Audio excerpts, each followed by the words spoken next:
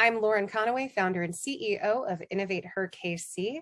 And Innovate Her KC, we have partnered with Aperture Venture Capital to bring you the stories of some really incredible female founders this Women's History Month. We want to celebrate, elevate, and engage, and hopefully learn a little bit about the experiences of some of our favorite women startup founders, women business owners, and really dig down into those stories. So today we have with us, so this particular founder has been on my radar for quite some time. And I've always wanted to have the chance to talk to Karina of Karina Dresses. And welcome to Founder Voices of Women's History Month. Karina, thanks so much for being with us. Thank you for inviting me. Absolutely. So let's go ahead and dive right into it. I'm very curious, and I know that our viewers are going to be very curious as well. But tell us about Karina Dresses and what makes them so special. I think Karina Dresses are special because we're a company that listens to our customers. We make dresses for you, where other companies are cutting corners and doing what they to make a profit, but we really listen to you, and it just turns out to be a good business model. They're classic dresses that are great fitting, easy wear and care, don't wrinkle, go from day to night, and are made in the USA. That's incredible. And you built this business yourself as an artisan, right? Tell us a little bit about that experience. You're an artiste.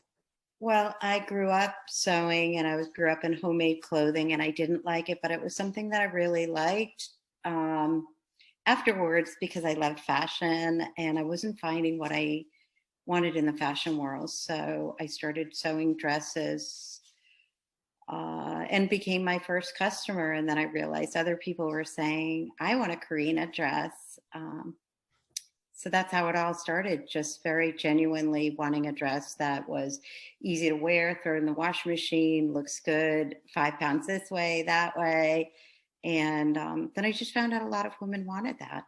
Yeah, so that is absolutely something that I want. You know, one of the things that you said before we hit the record button that struck me is the fact, you know, you go on vacation, you pick up 5 pounds of just pure food baby weight, and you come home and your Karina dress still fits. And I was like, wait a minute, that happens to me all the time.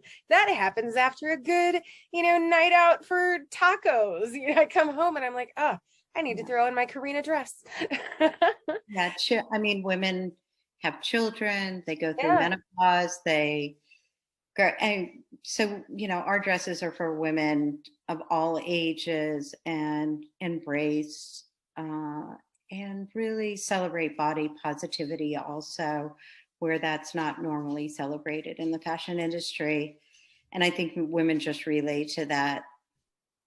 I love that so much, Karina. And thank you so much for creating such a safe, inclusive environment in which for women, and really for anybody, to explore fashion and to feel good about themselves in fashion. I think that that's the gift that Karina Dresses brings. Now, I want to talk to you about another gift, which is women-led innovation, women-led entrepreneurship. And tell us this, why do you think it's important to invest in women-led innovation and entrepreneurship?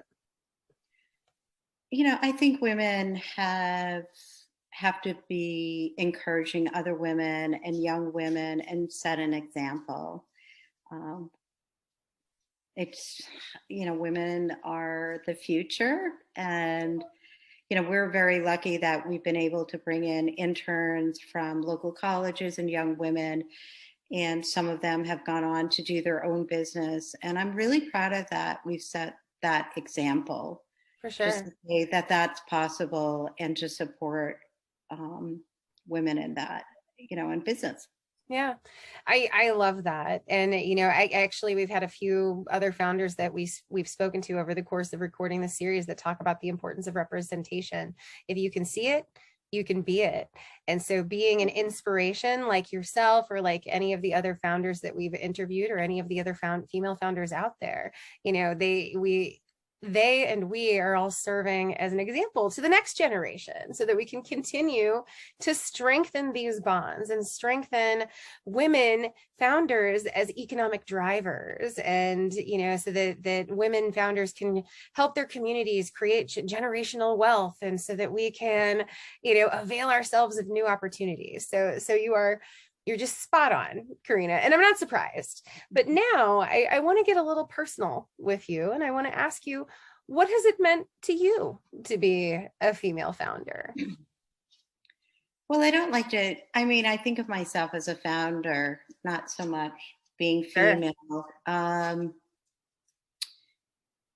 In our industry, in the fashion industry and business, it was really important for me to be a founder of Karina Dresses. Is maybe like a lifestyle brand, not so much a fashion brand. And it's a brand that, I just wanted to have joy every day. And I was like, why can't we go to work and be joyful and treat each other really well and create a great product and spread that love around? And it was possible. And that's what we did. So that's what I personally get out of it. My own personal integrity and intention every day, just to have joy and do a good job. That Wow, that actually just made my heart really happy. I was like, oh, that's amazing. Well, I do have to tell you that just from what I know of you, and honestly what I've heard of you, because Garnett, he's a managing partner of Aperture Venture Capital, our partner in all of this. When he and I have talked about, I don't know if you know how much we have talked about you, but he always just kind of glows about how strong and joyful and talented you are as a founder. And so I'm so glad we have the opportunity to chat, and I'm so glad that you find such joy in what you do, because it really shows in your work. Now final question.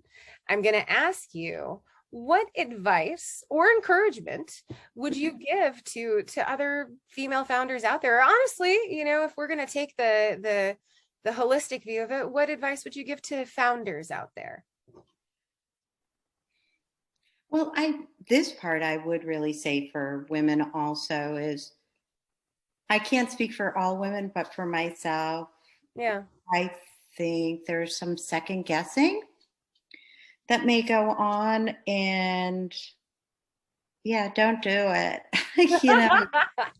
We hear a lot, particularly in women's equity circles, about things like imposter syndrome and this lack of confidence, that second guessing yourself piece. So I think you're definitely spot on.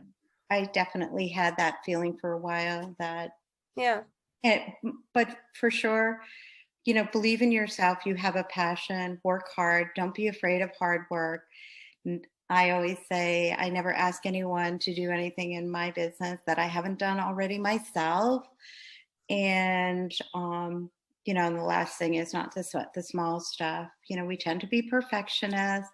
We want everything just right. But then I think we miss out on a high percentage of our successes. Yeah. So focus on your success every day. Just be the best person you can be.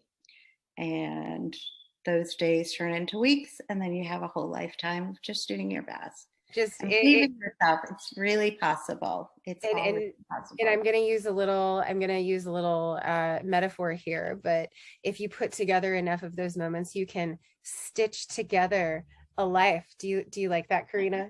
Do you like that? I'm going to use that when thank you. That's super cute. Yeah. Well, I can't tell you. Thank you so much for taking the time to share your passion and your joy and your amazing talent with us for Founder Voices of Women's History Month, Karina. Thank you so much. Thank you. You're so very kind to include me, and thank you for your time. Yeah. Well, and folks, we do invite you after seeing this wonderful interview with Karina, we do invite you to check out the other videos in the series, and definitely keep in mind that in Women's History Month and beyond, we need to elevate women, support women, and celebrate women. And that is your challenge. Thanks, and we'll catch you soon. All right. Bye. Thank you.